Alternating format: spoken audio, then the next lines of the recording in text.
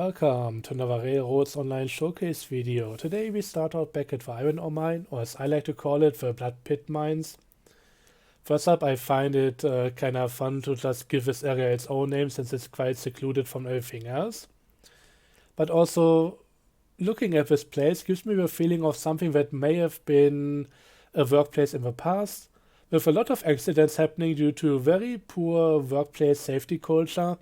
I mean, you know the saying about on the railroads we die like men, and so likely did the people in the mines. And yeah, due to that, it may have been shut down, just run down by the elements over time. And now that I finally built my track up here, everything is kinda getting ramped up again. The work is being picked up once more, hopefully in a slightly more safe way, but the name kinda sticks. There was another way to deal with this entire thing. Not giving it such an obvious name that now does all the heavy lifting, but instead maybe just putting down a few more props, more decrepit buildings, a few things that hint at past accidents, maybe a foreman's office with a sign like, if you survived, you have no reason to complain. Something like that, but I was a bit lazy and decided to just let the name of the place do all the heavy lifting here. So yeah, there are a few other things to talk about here, not just the name, otherwise this would be a very weird segment, I think. Thing is, I finally got a few hoppers, and I wanted to use them. My initial idea was to get the engine over here onto this part of the track, when I just want to fill up all the cars, and just use the helper engine to shove all the cars up here once they are loaded.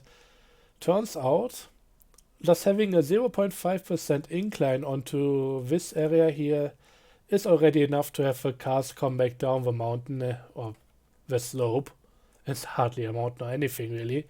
Barely noticeable that this is not completely even. But yeah, 0.5%, the cars come rolling back down and therefore the entire thing didn't work out. So I just need another track over here. Just hugging the side of the rocks to just help me out with something that's completely even. So yeah, the engine is now on that end and all the cars will be shoved onto this track to reassemble a new train. And then everything needs to just reverse back out and get onto the other track that leads back down into the valley. And yeah, to help me with all the operations, I finally got my helper engine. And yes, once more, we are using a Shay. You may have gotten a bit of a weird idea on how much I like or dislike this Shay during my speed testing video, and yeah, top speed wise this thing is not amazing, as you're likely going to notice. I'll already start driving here just so we can get going and I can show you the actual operation of this place. So yeah, the top speed, abysmal, but besides that the engine has a few things going for it. First up, I like the amount of tractive effort. For heavy cars, something like a Betsy feels kinda underwhelming. It has a very hard time pulling anything with a bit of weight, and especially when it comes to multiple cars. You can get into a situation rather quickly where you're just begging for it to do something, wanting to help pushing yourself or something. It's just, yeah. This one does a lot better, while also not feeling too overpowered like a Class 48 sometimes. So yeah, this is at a pretty sweet spot for me. Another thing is that actually the top speed has its advantages too. First up, this engine is never going to outrun you. So no matter what happens, you can always catch back up to it, giving enough time. So that can actually help you avoid a few accidents here and there. The other thing is, this actually helps out making a few things foolproof. You can run this full speed into another train and nothing will happen.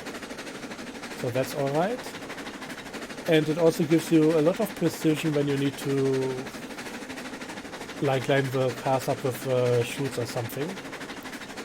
So this is pretty good in that regard. So as long as I just have a very compact station like we do have here, this is all working out pretty well. Another thing that I just love about this engine, to me this really doesn't look like a professionally built engine, but more so like a DIY project. I can keep this running for a bit, what I'm thinking about. I mean, everything below where you stand on looks pretty solid. Like these parts here, I don't know if they are called gondolas or whatever. These are professionally made, so do the pistons, but when everything is just put on, yeah, just a massive slab of wood. Boop. So that's all good here. Let's gonna get moving in the other direction now, and despite this being 12 hopper cars, this is gonna work out pretty well. Again, pretty nice amount of pull for this one. But yeah, this just looks like they found a boiler somewhere, decided to use it, managed to put this thing up front. I don't even know what this is. I mean, there is part of just a water heating section. I think this can happen over here with just the fire in the boiler and firebox. And there's also gonna be the steam conversion, maybe a container just to store a bit of pressure so that it doesn't run out on every stroke. But yeah, the rest of it just looks so weirdly assembled. You have a few cutouts in the wood, like with this part being a separate slab, but most of it just, yeah, it looks more like different things have been put together into a DIY product than it's just representing a complete entire unit that comes together in a certain way, like you have with pretty much every other engine in the game. But that may just be my weird perception on everything here.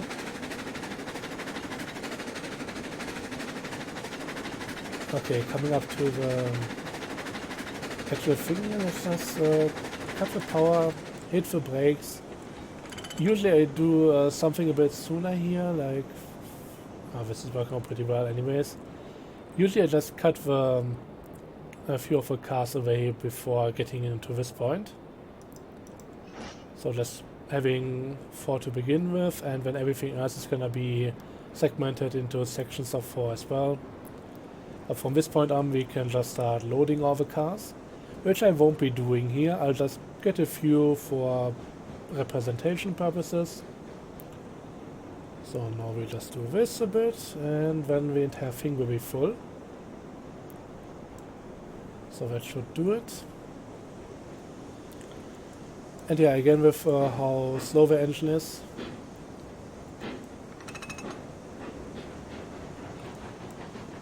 It's not gonna run away from you, and this really helps aligning the cars very well. I mean, for the most part with the Iron Mine on the other saves, they were both in the same default placement. I usually just try to do it with the entire engine, or with the entire train. So in this case it would be all 12 cars assembled with a larger engine, and that just is kind of a pain. So while just doing this with 4 cars at a time may seem a bit inefficient, and there's a lot of going back and forth to get all of them, it's actually quite nice to deal with them in this way, and not having to do it with the entire engine and then just running back and forth on foot all the time.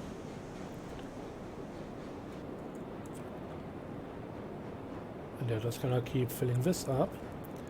Also, one thing that I noticed recently, there has been a change on Railroad Studio. Apparently the props can be scaled up in different directions. Right now Studio doesn't seem to have anything for just the regular facilities anymore, which is a bit weird. But the props can actually be scaled up, which is cool. So I could maybe have a gigantic sign somewhere. Let's just not fill up the last one even. So FSI Studio itself is currently still in the process of updating, likely getting the new map drawn, which of course is gonna take a while if it's handmade. But yeah, pretty cool that we can now maybe do some of the stuff. Might need to check out a few things later down the line. See if I can maybe make a gigantic sign that is a bit longer. For example, for the Welcome to Blood Pit Mines I needed 2 signs. Maybe if I scale up the sign, I can make this work with only one of them. I'll have to see how that works. Okay, now that we have cars fully on the run around, I can cut the engine away and just get on the other side. To me right now there are pretty much three ways on dealing with any loading and unloading in this game. First up, just drive through with the entire train. Maybe a bit of stop and go depending on if you are loading or unloading. Of course you can do a rolling unload, but for loading you usually want to stay put while the cars are getting loaded. Then we have what I like to call the pass back runaround, which I have used pretty much on every station on the MIA edition. So you have a station with a long runaround on one end and the loading and unloading area in another part. And then you just park on one of the runarounds, disassemble the train into segments and then get them to the platform and then back onto the other runaround part. And that's how you just keep going back and forth to unload or load any cars before then going on a merry way with your train again.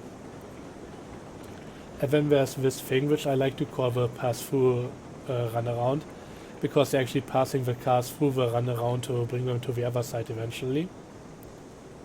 So first up, gonna get the right amount of cars again, which is 4. This time around not be bothering with any loading because you kinda know how it goes. And then we'll just go straight up ahead again. Again, remember, if this was me doing the actual thing, I would now have to stop over here once more and load all the cars. Because doing this with empties really doesn't make much sense to begin with. But to keep it brief, once all of the cars are loaded, we will go back onto this track. And now the objective is twofold. Parking all the cars here on the runaround and pushing the ones that were already parked here a bit further ahead and bring them towards the engine. Okay, maybe it's not too gentle just running into this thing at full speed, but it works out. So at this point I can get rid of these cars, just breaking them in a little bit. And my engine just keeps pushing the other ones a bit further ahead. Just need to get past the switch. Just like so, and then we'll push back once more. And now we would, of course, be just going back to the last segment of cars, getting them filled up, and then just keep repeating that. Okay, apparently both were not staying still enough, and they actually switched around the lever again.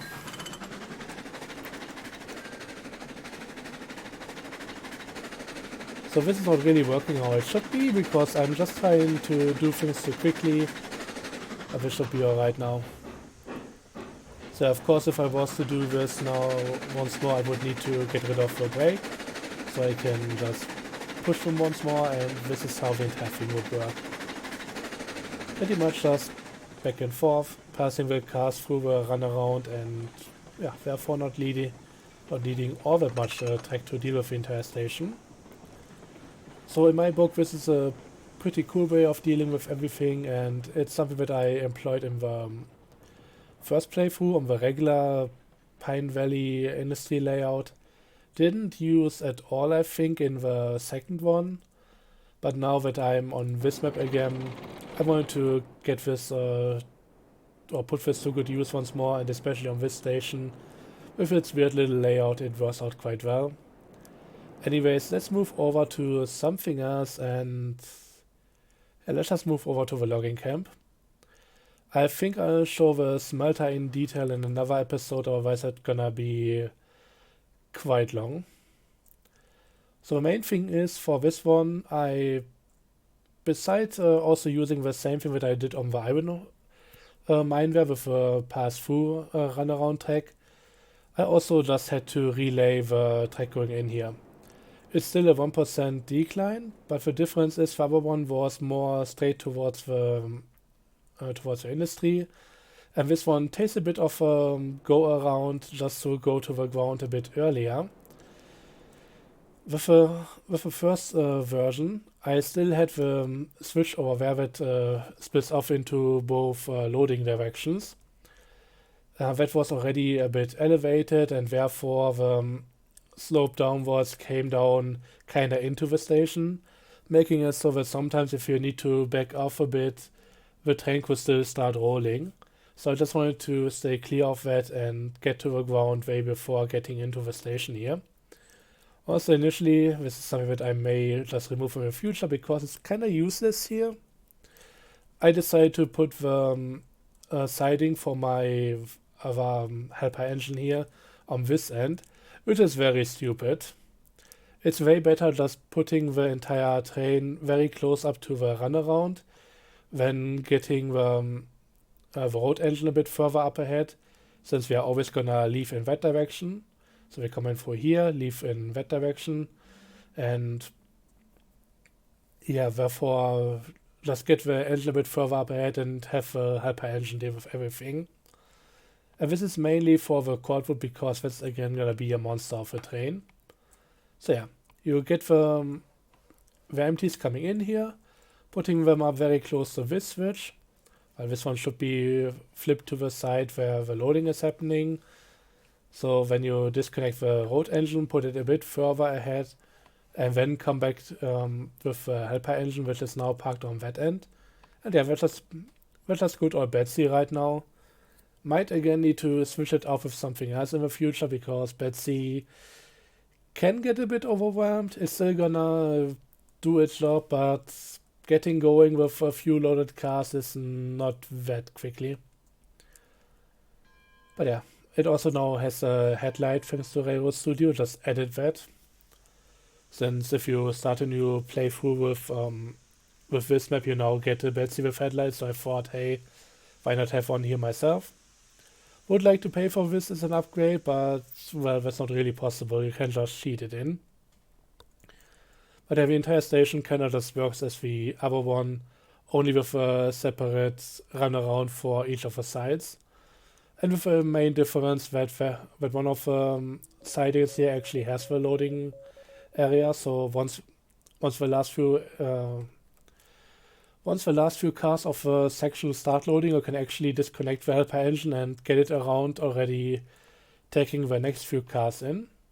Just need to wait until they are done loading and then you can already push them ahead. Another thing about this station is it's kind of weird with its positioning due to this side cannot being part of the main line, at least not in my opinion. This track can only be reached by going through another station. So either past the sawmill or past the logging camp if you were to approach it from this side. The other side, however, this whole part is kind of part of the main line, but you never really need to come down here unless you are going to the logging camp.